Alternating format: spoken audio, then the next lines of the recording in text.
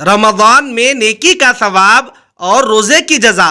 سنن ابن ماجہ میں حدیث پاک ہے، حضرت سیدنا ابو ہریرہ رضی اللہ عنہ کہتے ہیں کہ رسول اللہ صلی اللہ علیہ وسلم نے ارشاد فرمایا، انسان کی ہر نیکی 10 گنا سے 700 گنا تک بڑھا دی جاتی ہے۔ اللہ تعالیٰ فرماتا ہے سوائے روزے کے، اس لیے کہ وہ میرے لیے خاص ہے اور میں ہی اس کا بدلہ دوں گا۔